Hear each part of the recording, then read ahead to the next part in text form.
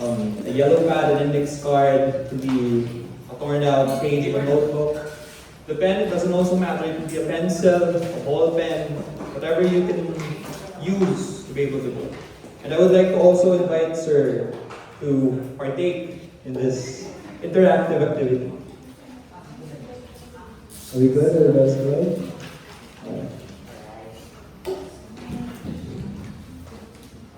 Lang diploma. Everyone good? Yeah? Okay. I would ask for you to indulge me for a moment. I want you all to look at those blank papers. I suppose represents all of us, but still not quite right. I mean, if you think about it, we're not technically blank.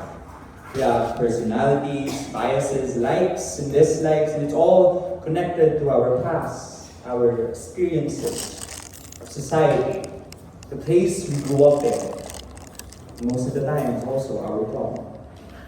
What I want you to do all throughout this speech is, whenever you hear an animal, I want you all to draw that in that piece of paper. It doesn't matter if it's just the face of an animal, the body of an animal. If you guys want to draw it in an anthropomorphic way, I don't judge. What matters is that you guys draw that. Okay? We good? Yes? Okay. To start this speech off, I would like to reintroduce myself. I am Sebastian Marc Andrei D, Pador, a third-year standing creative writing student. I shifted from computer engineering here in Diliman. For most of my life, I could hear a voice, a whisper, at the back of my head, telling me to create. Of course, I listened on occasion. I wrote, I drew, I painted, sang, I danced, I played my instruments. But primarily, when I was still as young as a small puppy, my life is geared towards the arts. But then again, I was a straight A student. I joined math quiz bees, science quiz bees. I was part of advanced classes. And I was convinced that this is where my life was headed. But in my free time, I did art. I can never forget this childhood memory. It was a Sunday morning. I had just woken up. We had this huge whiteboard in our room. I got up, took a marker, sat in front of it, and drew a shark. The big one I could draw. And I was so mesmerized by my painting that I wanted to scoot back and admire it in its entirety. And then, suddenly, a hot flat iron burned my forearm. It was, I think, a second or third degree burn, and it had to be treated for like weeks, even months. But that's when I realized what my view of art was at the time. It was painful.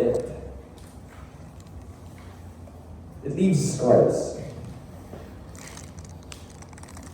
Being an artist simply means being alive, because to live is to get hurt, to feel pain. And on the subject of maturity, eventually, yes, we also feel grief and sorrow. But every one of those means something. Every one of those can be beautiful things. I was an achiever. I was talented. I was an academic, yes, but at the same time, I had a soul of an artist.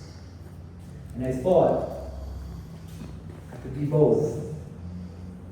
Before we venture on further, I would also like to put up this question. What actually is an artist? For George Constantinides, an artist must also have a keen sense of observation and perception, allowing themselves to see a unique way of the world, capturing it into their art. I suppose that's a very common skill we all have. Every day we observe, we notice, we perceive. And I think, the most part, that was enough for me. That I could see the world like an owl with big eyes at night, and I could transform that into art. And that I leave space for my journey towards the sciences. So I continued on. I took a computer systems servicing course in my high school. I took up computer engineering here in Diliman. It was difficult, to say the least. And as fate would have it, I shifted. It wasn't like a lion's roar. It was more subtle, like noticing the sound of traffic on your way home. I dropped my subjects, told my parents that I passed my applications. I spent one sem going through the roller coaster of twists and turns, like a snake slithering into the forest, trying to find its way home. And for the first time in my life, I felt alone. I had to relearn how to create. I was like a juvenile hummingbird, thrusted out of the nest to learn how to fly. Then again, I had wings since the day I hatched. And it is now that I realized I did not cross out. But I would like to turn your attention into this painting. This painting I made was, I believe I was 12 years old. I asked my mother to buy me a cheap canvas. And I spent hours scouring through boxes of junk trying to find acrylic paint, because at the time, acrylic paints were expensive. All I found was 5 colors: black, green, yellow, orange, and red. To you, it might seem just a painting, but to me, this represents not just my creative abilities, but my life. Sometimes it baffles me that how a young 12-year-old boy could transform cheap canvas, use of acrylic paints, to something beautiful. For Jay Guo and Jay Gui, we say ordinary people are potential artists. One might say that the way you dress is an art form. How you accessorize, or how you style your hair. You could wear a bracelet that was given to you by a friend, and that's an expression of love. You could wear an all-black outfit, and that's maybe because you had recently gone through a breakup. That's an expression of grief. We are chameleons, ever-changing, transforming.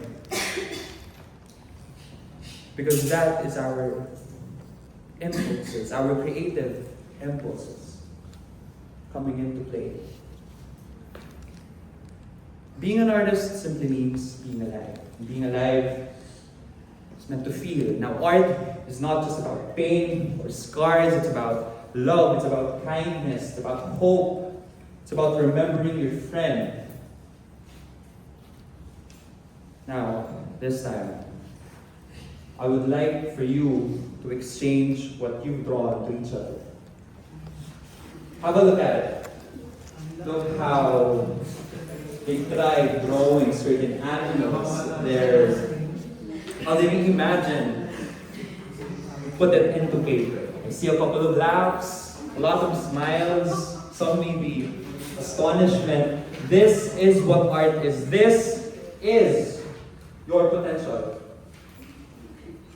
taking form. Ladies and gentlemen, right here in this moment, each and every one of us are artists simply because you got up this morning, you took a bath, you put on the outfit, you went to the commute, you drove nag-move it, nag-grab just to get into this classroom, just to get at this hour.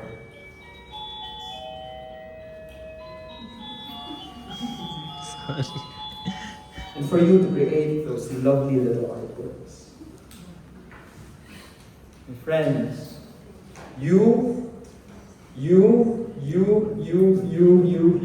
each and every one of us right here now are artists simply because we lived a life. We are living one now. We're gonna live one tomorrow. That concludes my panel speech.